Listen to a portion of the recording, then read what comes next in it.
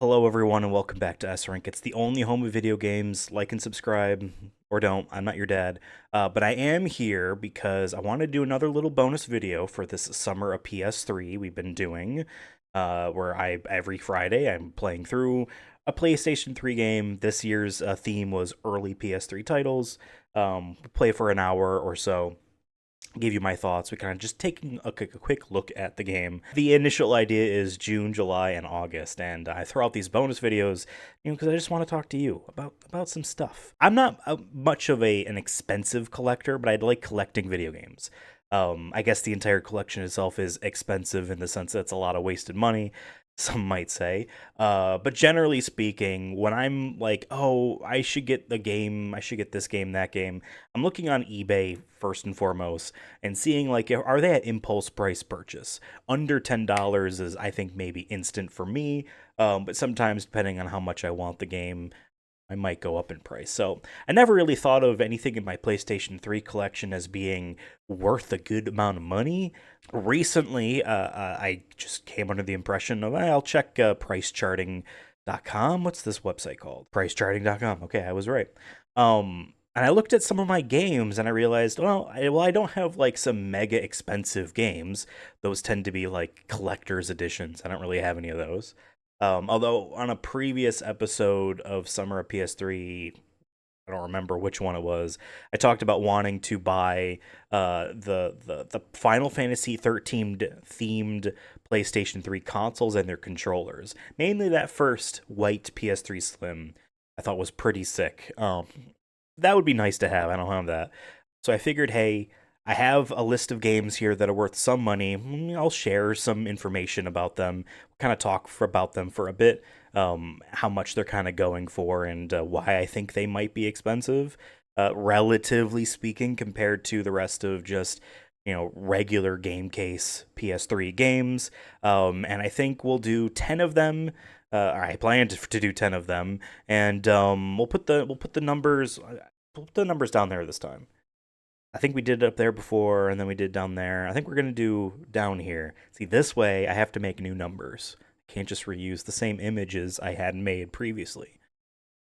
Guess I could. I could just slide it over, but I don't like doing that. Anyway, let's do 10 games here. The 10 most expensive games I own physically for PlayStation 3. Psych, I'm actually going to do 12, and we're going to do those first two right now. These are honorable mentions. I figured these would be worth more money, considering that these, right here, let me raise them up here, Retro City Rampage Deluxe and Shakedown Hawaii here. These, I have sealed, were the last physical PlayStation 3 games printed. Anyway, yeah, these came out in 2022, I want to say. Direct order through the website from the developers at V Blank Entertainment. I played a little bit of Retro City Rampage at some point over a decade ago.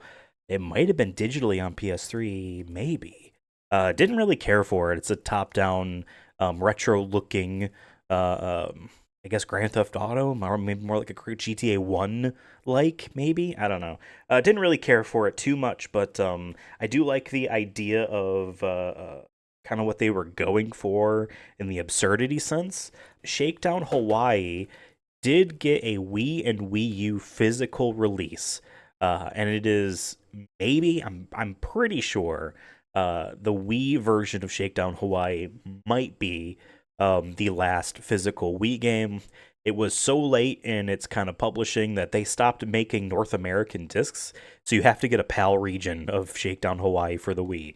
But there's a Wii U copy of this as well. That might be fun to collect. Those seem to be about $50 to $60. Yeah, that's good money. That's money. All right, so now here's number one. This game, I believe you could get in a collector's edition that came in a cardboard box, but alas, I got this copy off of eBay later. It's a collection, and it is the Metal Gear Solid Legacy Collection. It says 1987 to 2012, so this will be the 25th anniversary here. Yeah, and it's essentially just nothing really too crazy about it. There's a couple discs in here.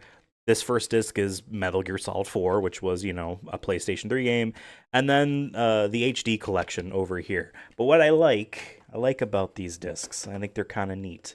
I think more games should do that. If I have it all the way up close here, you can see underneath where it says Metal Gear Solid The Legacy Collection 1987 to 2012. It has the logos for all of the games that are in the HD collection. Funnily enough, what I think is very funny is it mentions on disc here, it has Metal Gear and Metal Gear 2 Solid Snake. They're not actually selectable. They're hidden within Metal Gear Solid 3 Subsistence. Subsistence, that's where it's right. That's what it's called.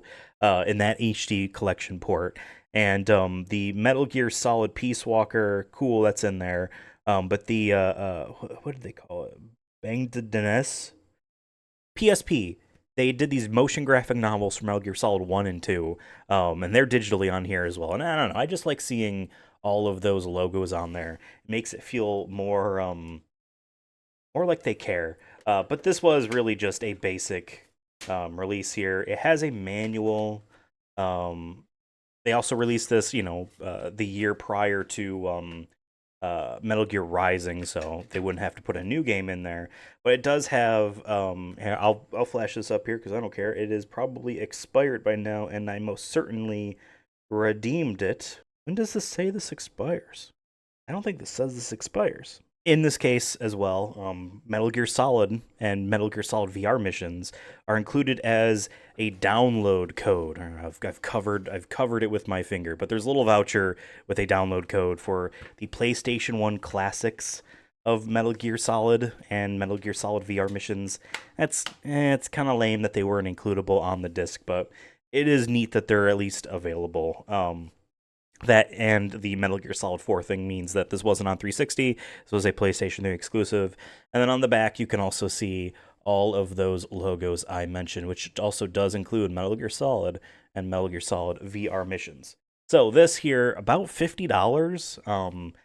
I guess that's mainly because it has Metal Gear Solid. I don't really know, honest to God. It kind of just. I wonder if they didn't print too many of these games. It could just be because hey, it has a download code for Metal Gear Solid and VR missions, but they weren't delisted. I'm pretty sure you can still get them. If not, I I said so right here. I don't know. I looked it up. I'll look it up in post. But yeah, this is also in the PlayStation 3 Blu-ray case design that has a little thing in the top up there to hold a middle disc kind of tray. Late PlayStation 3 print runs all use this case design, whether they have a need for that middle disc tray thing or not. And so, like, if you buy any of like the VGP reprints, granted, some of those are collections, and they might need, a middle disc thing.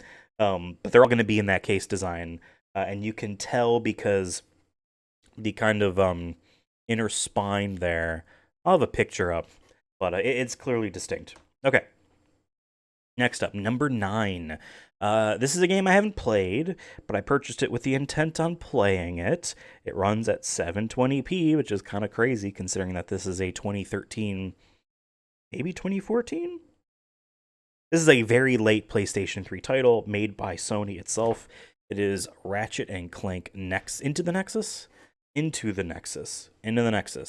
and it comes with a download code for the only digital Ratchet and Clank game that is of this generation, called Quest for Booty. That code has since expired. It's the code. There's the flyer there. Yeah, you can see what my code is. I don't think I bought this, whatever, prior to 2016 when it expired. Also, some sort of Wipeout television show promotional flyer in here. I don't really know what that is. Anyway, from what I've heard, this game is short, but it is kind of neat. I've only played Ratchet and Clank 1 and 2 fully, a little bit of Ratchet and Clank 3, and then the 2016 movie tie-in reboot game thing, and then A Rift Apart, the PlayStation 5 game. But eventually I'll go through all of those other Ratchet and Clank games, and I would get to Into the Nexus But it was a very late. Yeah, I think that game and Gran Turismo 6 were the titles that came out after the PlayStation 4 had launched in 2013. If I'm correct, I'm pretty sure those were like, here are, Sony PlayStation's two big holiday PS3 titles for 2013. Last of Us was earlier in like June or July or something like that. And then these were their holiday games because they had a PlayStation 4 that had come out. Anyway, Ratchet and Clank Into the Nexus looks to run you about $50 according to pricecharting.com.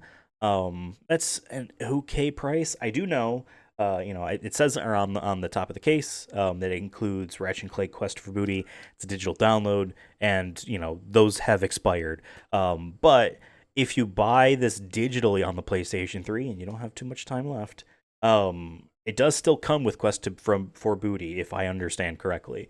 So yeah, you can get a 2-for-1 kind of thing there. The price of that is here. I'll look it up later. That's that. Quest for Booty is normally this. This is what Into the Nexus is. I think I bought Quest for Booty. That's why I didn't really care that the code expired. Anyway, number 8. This game I also haven't played, but I intended on playing it for a Summer of PS3 last year as a bonus. Never got around to it because those were streams, unfortunately. And planning streams out is different than videos like this one.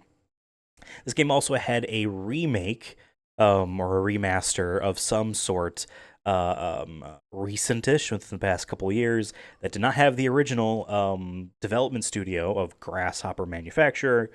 Talking about Lollipop Chainsaw. I bought this many, many years ago because all of the Grasshopper games were expensive then to buy on eBay. Shadows of the Damned, and there was a PlayStation 3 port of No More Heroes that had PlayStation Move support. I still want to get that. Maybe I'll put out a video of the games I want to buy that I don't own. But I bought this one because it was relatively cheap enough and is an action game, and I heard it was funny. So I got this one. This one looks to run about $60. I don't know. It's a game. It is what it kind of looks like. It is that idea. Cheerleader with a chainsaw, and you fight zombies. That's kind of it. One day I'll play that game. I'll do it for a summer PS3, just not this year. All right, number 7. Let's move this along a little bit more. This raises up in price. And this one I actually did get back in the day around when it came out, because it is a throwback in visual idea to the 8-bit Nintendo era. And I think the reason why this game maybe costs as much as it does now is because a certain game company became mega famous. I guess this game came out after Demon's Souls. I'm talking about 3D Dot Game Heroes. This game wasn't made by From Software, but they co-published it. At least they published it in Japan. Atlas is the publisher here in the West.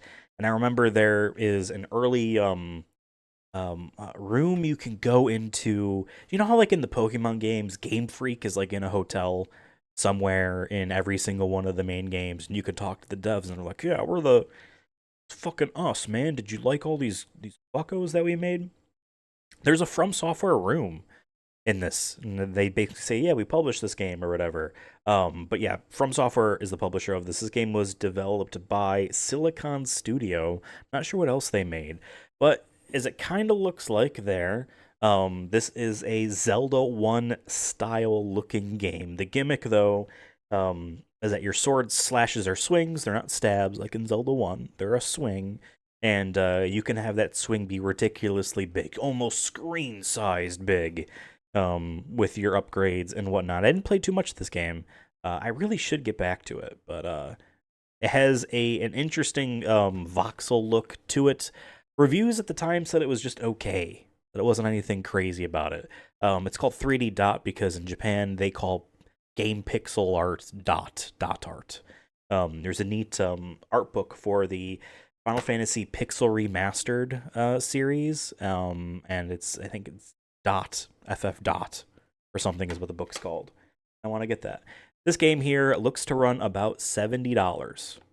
$70. So hey, it is what it is.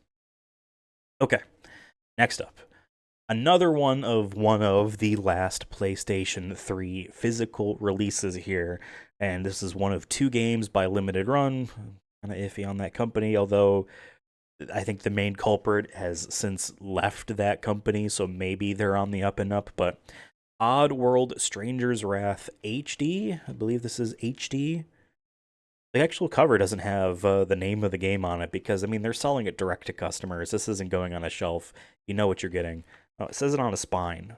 HD on a spine. I've opened this copy and I kind of regret it because I feel like it would be worth more if it was sealed because I had no actual intention on playing this game. Um, it's weird. It's a little like page pamphlet, just has the box art cover on it, black, and then it just has like why this couldn't just be a one-sided piece of paper is weird. Yeah, this was a digital-only title released physically many years later, well into the PS4 and Vita generation of things here.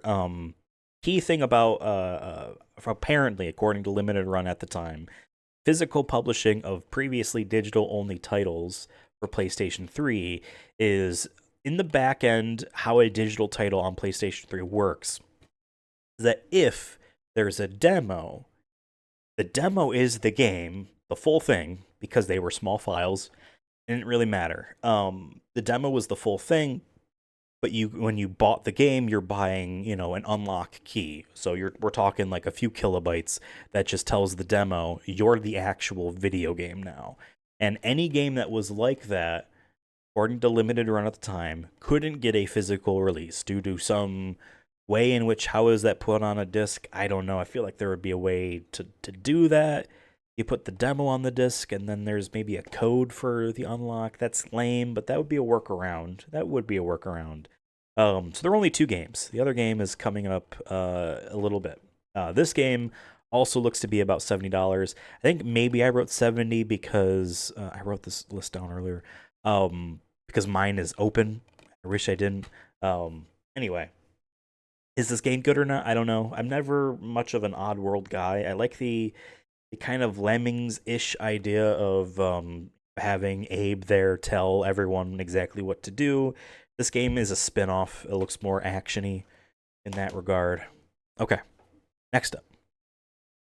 This is a game we've actually been playing on this channel. This is a part of a collection, but this is tragically for my collection's sake, a late reprinting of it that has different publisher attached. It's the Siberia HD collection, or just called the Siberia collection. Siberia collection. Got B Sokol's name on it. Another white box, so it's really hard to have pop up. This game, as you can see down here, has THQ Nordic's logo on it, which means that this is after they bought whatever they bought. I don't know. They bought this company somehow. I do like the old the way to have it. Maybe on the back there. It's up here on the screen. The Adventure Company has a pretty sick logo, in my opinion, and it's stained by the now a Nordic Games division branding underneath it. My disc is actually inside the PlayStation 3 because after this, I'm going to record a few more episodes of that series. Because, yes, I have been playing the Siberia 1 game so far as of this recording. Hopefully to finish that game soon because it has the second game on this disc as well. These were old, early 2000s PC adventure games. It is not a good conversion. They stretched it. It's a 4x3 pre-rendered background game, and so they just stretched it to 60. They stretched the entire game to 60 by 9. I think the menus aren't stretched because, they're a thing that can pop up, but your character models are all stretched. The FMV sequences are even stretched, I think. Or maybe they were letterboxed and therefore they blew them up to full screen. But yeah, the actual game is it's stretched and it looks kind of ugly that way. But they're fun. They're point and click adventure games. Well, you have direct control. Watch the series if you want to know more because I voice my complaints in every single one of those videos. But it's still fun to do. There's a reason why I'm still playing them. Anyway, this version of the game, before I move on, I stopped saying numbers. This was number. I mean, it's been saying it down there. 1, 2, 3. Or wait, was I doing 10, 9, 8, 7, 6? This is 5. Oddworld was Oddworld was 6. This is 5. Okay. This was 5. The hell else was I gonna say? $100. That's the thing. This reprinting is about $100. Granted, I've opened this one. A sealed copy is different. The actual or initial printing of this, which doesn't have the THQ Nordic branding, is this price. I should have written it down. It's even more money. It's insane. For games that are as you can kind of tell as we kind of get up here in price, a lot of these are late PlayStation 3 games that no one gives a shit about. No offense. You know what I mean? No offense to Oddworld and Siberia and well, not to the game I'm about to show. This is number 4. This game is also worth $100. I did not pay $100 for this. I bought this game back in 2018. So in 2017, a video game came out called Nier Automata. As I mentioned in a previous Summer PS3 bonus video where I talk about the original Nier, I had heard about the original Nier. I had heard that it had beautiful music and it wasn't a good game, but I heard that on a podcast about Final Fantasy and Kingdom Hearts back in high school. And Nier Automata gets announced at an E3 2015 or 16, one of those two. And I was like, oh, that's the game with the beautiful music. Anyway, Nier Automata comes out in 2017. I don't get it because I had no interest, whatever. But then it kind of blew up. In 2018, I bought that game, and I don't want to be all dramatic, say it changed my life, but I do think that is certainly the best story in any video game I have personally played, especially on the AAA sense. Absolutely on the AAA sense. And so after that, I'm like, okay, Yoko Taro can write some good stories. This game was really good.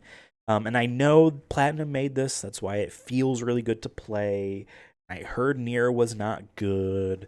But what was the previous game that he worked on? What's the previous one? Because maybe there's maybe it's better than the original Nier. I actually think the original Nier, at least in the remaster, is fine. When I go to play the original Nier, I'm sure I'll be fine. I'm sure it's going to be much better than Drakengard 3. I bought this digitally, actually, shortly after beating Nier Automata, and then would later go and buy a physical copy for not much. Not $100 like this is currently running for. Listen, this game has one thing going for it physically, and that it is one of the half dozen or so blue PS3 branded games. This is during there was a 1 month in April of 2014 or something like that, or May, in which Sony had decided, and obviously they're planning this ahead of time or whatever. You know what? We're still releasing PS3 games. They got to have the same blue branding that Vita and PS4 games have. And then they gave up on that instantly because who gives a shit? But yes, this game still has that. This game, listen, Unreal Engine 3 is a bad engine in almost every implementation I've seen on the PlayStation 3. Maybe Batman Arkham Asylum fares well. It's been decades since I played that. A decade. Game came out in 2009. It's been almost 2 decades since I've played that game, so I don't remember how it looked on the PlayStation 3, but I don't remember it being terribly performant. This game is terribly performant as an Unreal Engine 3 game, like a lot of Japanese-developed games running on that engine on this hardware are. Frame rate in this game is terrible. Visually, it seems like a AA game from that era in the sense that it's level-based, and the levels are very copy-paste in the fabrications of design of this rock formation and this thing, whatever. You run through, you just beat up a bunch of shit, you leave. It has a very, I think, confusing, but, big fans of the series Drakengard and Nier. Drakengard and Nier are intertwined in a way I think makes the Drakengard games paratextual to Nier and Nier Automata. Those are the two texts. Everything else around the series is paratext.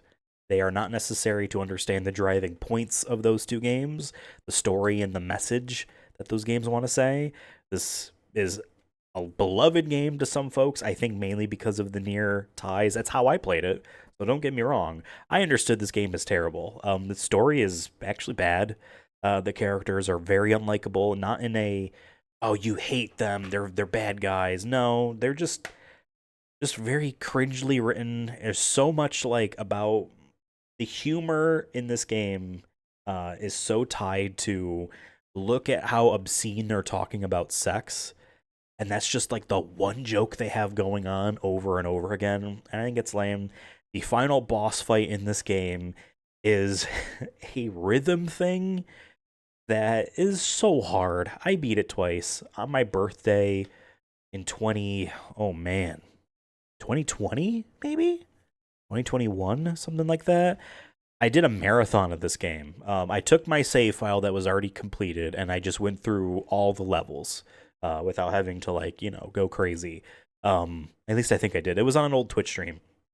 If I have that footage anywhere, here's some of it. Just enjoy the freak show. Watching all these ugly It's replaying the sound, the voice clip. Really? B for Lady Why? 4. Look, people that ugly don't deserve to live. That's true. I gotta say though.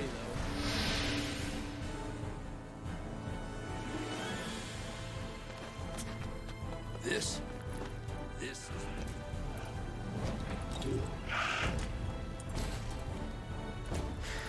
This game is a lot of that, Devin. It's about time you threw out something that can put up a real fight.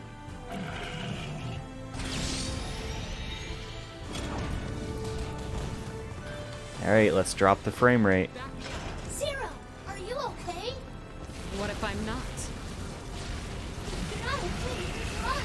Run away! Run away and do what? I think this game is fascist. Run away and live! Well, these aren't supposed to be good people, and blah blah blah blah blah. I just don't think they're interesting enough. Yep. I'm not a stinky dragon, nor am I a dirty dragon. Open my back and let's go for a ride! Yay! Okay, there's like 5 or 6 phases to this. At some point it stops showing the things on screen. At some point it cuts to black. It gets to be such bullshit. It is not fair.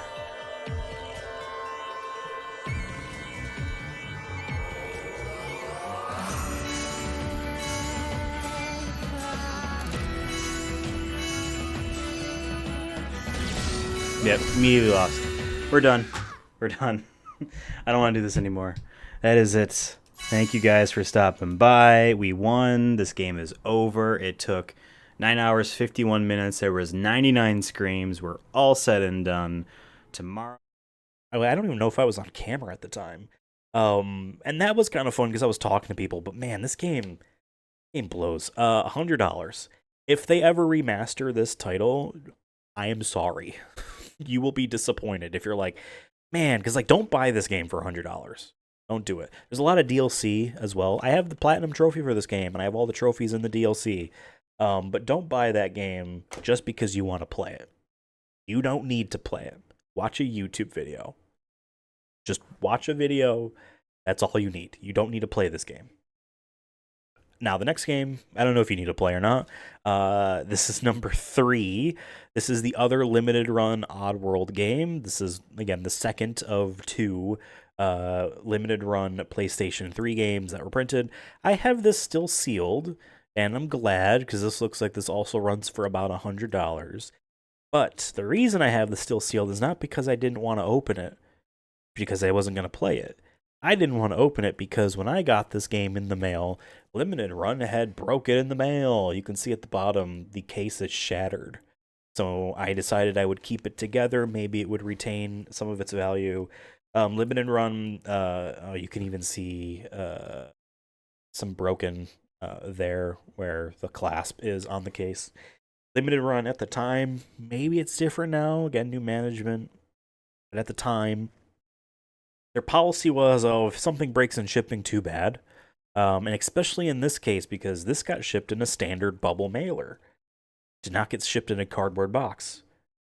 I wanted it shipped in a more secure cardboard box, I had to add that cardboard box to my cart as a $2 or $3 purchase.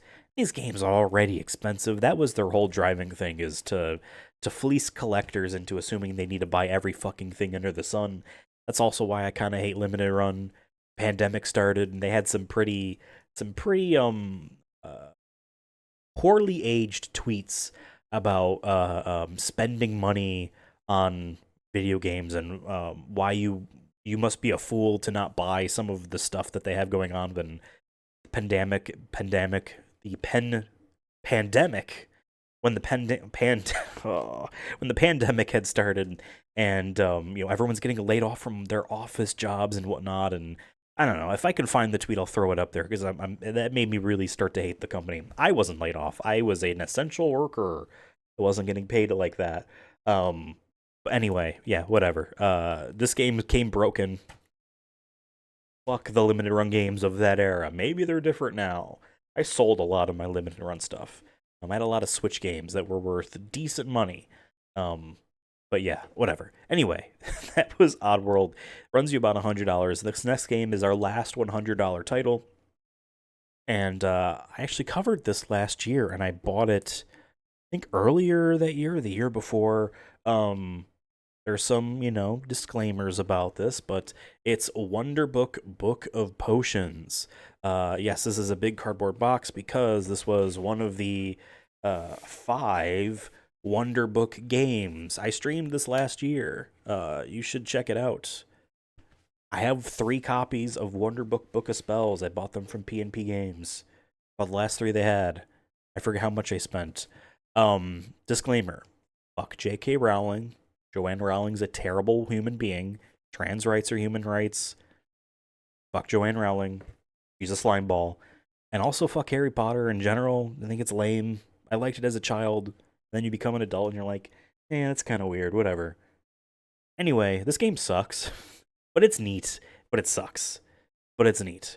This also runs you about $100. I have, I opened it obviously because I wanted to play it.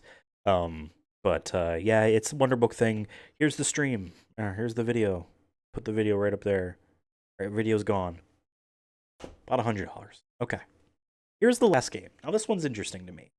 In 2019, I bought this here, The Best of PlayStation Network Volume 1, for $12. And there might have been shipping in my thing here. No, shipping was free.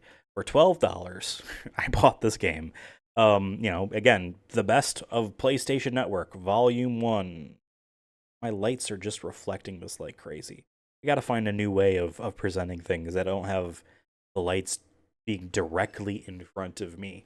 Yeah, this is just 4 PlayStation Network games. When Vikings Attack, I never heard of that at the time. Sound Shapes, I have all 3 platinums for that game for PS3, 4, and Vita. I liked that game a lot. Tokyo Jungle, which people really, really like. It's a cult classic. It's a hidden gem of the PlayStation 3. That was made, I'm pretty sure, by a Japan studio. And then Fat Princess. Now, Sound Shapes, When Vikings Attack, and Fat Princess have all been delisted from the PlayStation Network.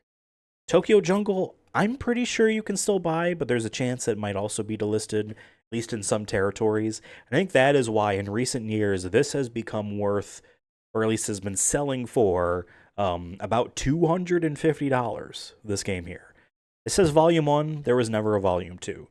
This was in that era where Sony had this kind of gold disc branding for collections. The God of War Saga, which I own, I think, a couple copies of, Infamous Collection, Ratchet and Clank HD Collection. I have a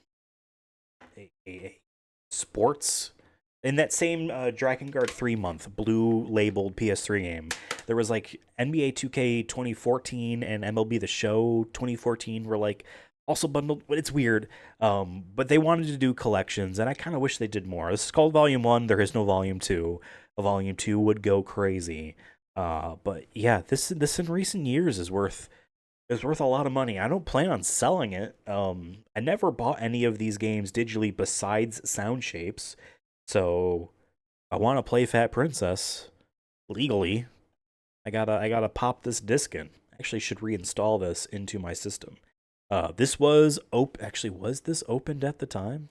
I really can't tell. I don't think this was sealed at the time that I bought it, is my main point. Because it's worth a lot more sealed than it is open. But yeah, includes 4 full games. Weird.